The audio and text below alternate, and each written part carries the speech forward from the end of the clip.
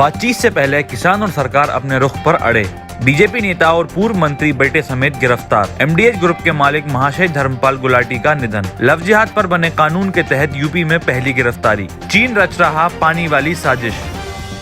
कृषि कानून के मसले पर किसानों का विरोध लगातार चल रहा है। इस आंदोलन को खत्म करने के लिए सरकार की ओर से कोशिशें जारी हैं और इसी कड़ी में आज किसान संगठन और सरकार के बीच फिर बातचीत होगी। उम्मीद की जा रही है कि एमएसपी पर जो संकट बना हुआ है वो निपट सकता है।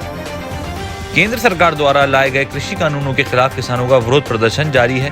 सरकार इन बिलों को किसानों के हक में बता रही है, जबकि इसका विरोध किसान कर रहे हैं। ऐसे में कृषि विशेषज्ञ पी साईनाथ ने भी इस कानून पर भी अपनी राय रखी है। उनका कहना है कि ये वक्त है कि जो लोग किसान नहीं हैं, उन्हें इन कानूनों के विरोध में किसानों के आंदोलन का समर्थन करना चाहिए। गुजरात में बीजेपी के पूर्व मंत्री कांति गामित और उनके बेटे समेत 18 लोगों को कोरोना वायरस के चलते जारी गाइडलाइंस का उल्लंघन करने के आरोप में गिरफ्तार किया गया है। यही नहीं, तापी के सोनकरा पुलिस थाने के तहत आने वाले क्षेत्र में हुई इस सगाई में जो पुलिसकर्मी ड्यूटी कर रहे थे, उन्हें भी सस्पेंड कर दिया है और उनके खिलाफ भी जांच के आदेश दिए गए हैं।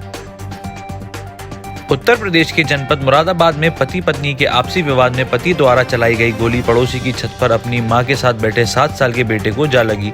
बच्ची का इलाज के दौरान मौत और मां के भी घायल होने की सूचना मिलने पर पुलिस अधिकारी भी मौके पर पहुंचे।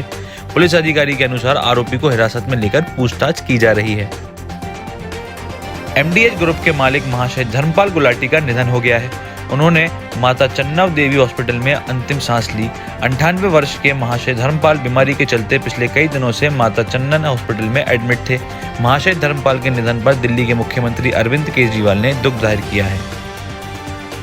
उत्तर प्रदेश में लव जिहाद के खिलाफ कानून बनने के बाद इस संबंध में दर्ज किए गए पहले मुकदमे का आरोपी गिरफ्तार कर लिया गया है।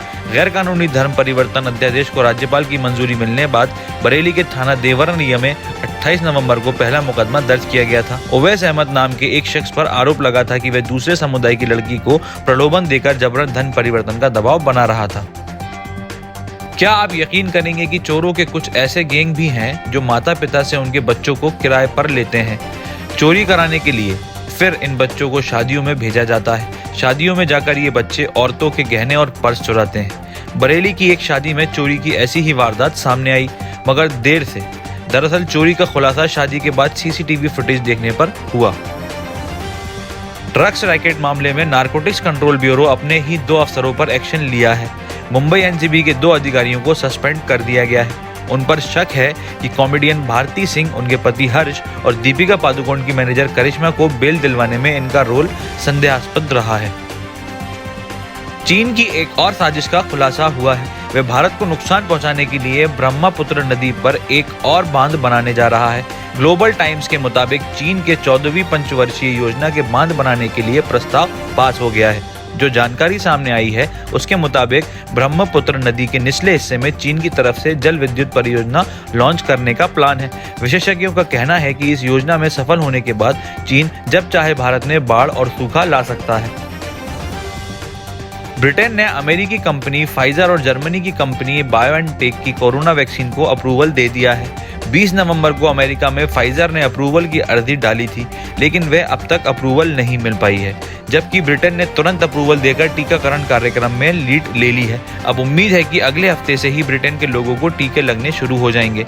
दुनिया में अभी 200 से भी ज्यादा वैक्सीन पर काम चल रहा है। अगर आपको हमारा कंटेंट पसंद आ रहा है तो आप हमें patreon.com पर जाकर सपोर्ट कर सकते हैं, या फिर इस वीडियो के डिस्क्रिप्शन में दिए गए लिंक पर जाकर भी हमें सपोर्ट कर सकते हैं। फिलहाल के लिए इतना ही। इस तरह की और खबरें देखने के लिए हमारे YouTube चैनल को सब्सक्राइब करें और बेल आइकन को प्रेस करें। धन्यवाद।